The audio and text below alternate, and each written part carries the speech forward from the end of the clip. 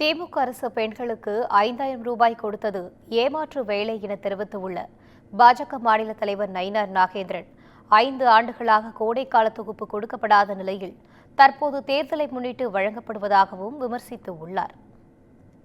காலையில் அதிகாலையிலே ஒரு பொய்யான செய்தியை நமது முதலமைச்சர் வழக்கம் போல ஒரு 5 ஆண்டு காலத்துக்கு முன்ன சொன்ன பொய்யையே 2021 சொன்ன அதே பொய்யை இந்த கடந்த 5 ஆண்டு காலமும் செய்து வந்தார்கள். கடந்த 5 ஆண்டு காலம் சொன்ன பொய்யையே இன்னைக்கு காலையில் எல்லோரும் தூங்கி எழுந்திருச்ச உடனே ஒரு செய்தி, பொய்யான செய்தி முதலமைச்சர் சொல்லியிருக்கிறார். 5,000 ரூபாய் தருவோம் என்று சொல்லியிருக்கிறார். உண்மையிலே பெரிய வேடிக்கையாக இருக்கிறது. கடந்த 2021ஆம் ஆண்டு தேர்தல் அறிக்கையிலே மகளிருக்கு 1,000 ரூபாய் தருவோம் என்று சொன்னார்கள். ஆனால் கடந்த பாராளுமன்ற தேர்தல் வரைக்கும் அவருக்கு கொடுக்கவில்லை. 28 மாதங்கள் கொடுக்கவில்லை.